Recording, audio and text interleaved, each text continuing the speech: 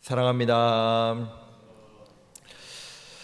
야곱과 라반의 상황은 지난 본문에까지 극한 갈등의 상황까지 치달았습니다. 이제 본문에 와서야 이제 무엇인가 해소되는 것처럼 보이는데요. 그들은 오늘 본문에서 돌을 가져다가 무더기를 또 기둥을 쌓고 또 그들이 이제 앞으로 침범하지 말아야 될 또 넘지 말아야 될 선에 대해서 정하고 있습니다.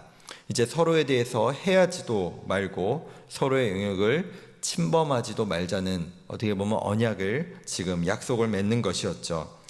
거기서 그치지 않고 지금 서로의 하나님, 아브라함의 하나님, 나홀의 하나님, 그들의 조상의 하나님 앞에 이 언약에 대해서 보증하실 것을 놓고 맹세하기까지 합니다. 그런데 지금 라반의 태도는 매우 의아합니다. 왜냐하면 이전까지만 해도 이 야곱을 해하고 어떻게 자신이 물리적으로 어떻게 해서 자신이 원하는 것들을 다시 되찾아오려고 했던 모습이 라반에게 보였기 때문입니다. 사실 지금 이 두 사람의 관계와 모습도 마찬가지의 모습입니다. 지금 돌무더기와 기둥을 쌓고 서로 언약을 맺으며 이제 서로의 어떤 갈등이 해소된 것처럼 보이지만 사실 겉보기에만 그럴 뿐 서로의 갈등은 사실 제대로 해소된 것은 없습니다. 왜냐? 서로의 의견이 전혀 좁혀진 게 없기 때문입니다. 두 사람이 앞부분에서 논쟁하는 모습을 보면 서로의 소유, 자신의 것에 대해서 전혀 양보하는 모습이 있지 않고 서로 주장하는 모습만 있습니다. 서로의 잘못이나 서로의 문제에 대해서 조금도 인정하지 않는 모습을 보이고 있습니다. 즉, 이 두 사람의 모습은 정말로 서로가 간절히 원해서 정말 관계를 회복하고 화해한 것이 아니라 어떻게 보면 눈앞에 있는 더 큰 문제 앞에 이것을 잠시 덮어둔 것 뿐입니다. 그렇다면 야곱은 이 부분에 대해서 이렇게 덮어둘 거면서 왜 야곱을 이렇게 급하게 쫓아오고 야곱에게 무엇인가 큰 일을 행할 것처럼 이렇게 왔던 것일까요? 아마도 라반의 진짜 마음은 이것이었을 것 같습니다. 협박을 하고 으름장을 넣고 그것이 뜻대로 안 된다면 정말로 물리적으로 야곱을 해하여 자신의 딸들과 자신의 그 재산들, 자신의 것이라고 여겨지는 그 재산들을 도로 가지고 돌아오려고 하는 마음으로 아마 집을 나섰던 것으로 보입니다. 그러나 그는 그렇게 하지 못했습니다. 그 이유는 하나님께서 그의 꿈 중에 나타나셔서 야곱에게 선악간에 아무 말도 하지 마라, 아무 행동도 하지 마라 라고 경고하시고 말씀하셨기 때문입니다. 즉 야곱의 뒤에 자신이 있다. 하나님께서 그것을 라반에게 보여주셨기 때문에 라반은 감히 야곱을 해하지도 어떻게 하지도 못한 채 내가 지금 야곱을 건들면 큰일 나겠구나. 그래서 이 문제를 지금 이렇게 돌무더기와 기둥을 쌓으며 무마하는 것으로 마친 것입니다. 즉 하나님께서 지금 라반에게서 야곱을 지켜주신 것입니다. 사실 우리가 본문의 이 앞부분들을 쭉 보아오면은 야곱은 사실 라반을 속인 부분도 있지만 어떻게 보면 역으로 당한 부분도 참 많습니다. 참 야곱의 입장에서는 참 억울한 부분이 이 가정에서 많았죠. 그렇게 자신의 것을 챙기고 이제 자신의 인생을 제대로 살아보고자 어떻게 보면 도망치는 모습으로 이전에 자신의 집에서도 에서를 피해서 도망치듯이 집을 나왔듯이 지금 라반의 집에서도 동일한 모습으로 지금 도망치듯이 나왔던 것입니다. 그 과정 어떻게 보면 너무나 비슷한 과정 가운데 그 뒤에 누가 있는지를 하나님께서는 지금 보여주시고 있는 모습이 오늘의 본문 모습인 것입니다. 뿐만 아니라 오늘 본문 32장에 넘어와서는 야곱이 하나님의 군대 또 하나님의 사자 마하나임을 만나게 되는데요. 갑자기 야곱이 하나님의 사자를 만나고 또 군대를 만나게 된 이유는 무엇일까요?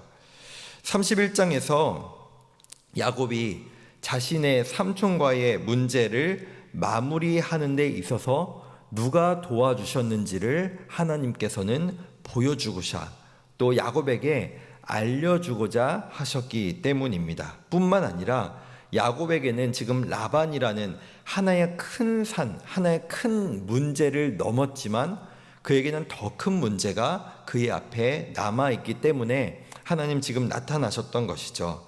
지금 야곱이 외삼촌 라반의 집을 떠나서 어디로 가고 있느냐? 자신의 고향 집을 떠나서 돌아가고 있습니다.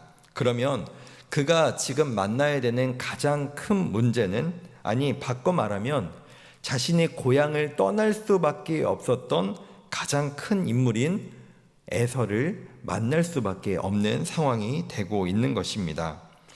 에서는 자신이 받아야 될 축복을 야곱이 빼앗았다고 여기고 야곱을 정말로 죽이겠다고 선언하고 아버지가 돌아가시기만 기다렸던 인물이 바로 에서입니다. 아마 야곱에게 에서라고 하는 그 이름을 듣기만 해도 마치 트라우마처럼 심장이 떨리고 정말로 그 마음을 어떻게 주체할 수 없는 정말 두려운 인물이 자신의 형 에서였을 것입니다. 그렇게 야곱에게는 라반이라는 문제를 이제 넘었더니 에서라고 하는 더 큰 산이 기다리고 있었던 것이죠. 그것을 너무나 잘 아시는 하나님께서 지금 동일한, 어떻게 보면 자신의 고향을 떠났던 동일한 그 타이밍에 또다시 나타나셔서 내가 너에게 어떤 존재인지를 지금 보여주고 계신 것입니다. 너를 라반에게서 지킨 자가 바로 나다. 그리고 너가 지금 고향 땅에 돌아가서 에서를 만날 때도 내가 너를 이 군대를 보여준 것 같이 너를 지키고 함께하겠다라고 야곱에게 보여주시고 말씀하고 계신 것입니다. 이것은 정말로 그가 베델에 이르러 내가 지금 어디로 가야 될지, 내가 앞으로 어떻게 살아야 할지 모르는 그 야곱에게 나타나셔서 내가 너의 하나님이다 라고 말씀하신 것과 동일하게 한 번 더 하나님은 그에게 말씀하고 계신 것입니다. 내가 베델에서 너에게 나타나서 내가 너가 어디를 가든지 너를 지키고 이끌어 이 땅으로 다시 돌아오게 하겠다. 이 모든 것이 이루어질 때까지 나는 너를 결코 떠나지 않겠다라고 말씀하신 그 하나님께서 다시 한번 내가 너를 지키고 인도하겠다라고 다시 한번 보증하고 말씀하고 계신 것이죠. 야곱은 지금까지 그의 능력과 지혜로 살아온 것이 아닙니다. 하나님께서 그에게 말씀하신 대로, 하나님께서 그를 택하신 대로 그를 지금까지 지키시고 인도해 오셨으며 앞으로도 그의 인생 가운데 그를 지키시고 인도하실 분이 바로 하나님이심을 말씀하고 계신 것입니다. 말씀을 맺겠습니다. 이 야곱에게 나타나신 하나님, 야곱을 택하시고 지키시고 인도하신 하나님이 바로 동일한 우리의 하나님이신 줄 믿습니다. 우리 아버지 되시는 하나님께서, 우리를 택하신 하나님께서 우리를 동일하게 지키시고 인도하실 줄 믿습니다. 하나님께서 우리를 지키시고 인도하신다는 것은 우리의 인생에 그 어떤 어려움도 고난도 없다는 것이 아닙니다. 때로는 우리에게 고난과 어려움이 찾아올지라도 그 가운데 우리를 그 날개로 지키시고 인도하시고 보호하실 분이 바로 우리 하나님이시라는 사실을 우리가 반드시 믿고 그것을 의지하며 살아가야 할 줄 믿습니다.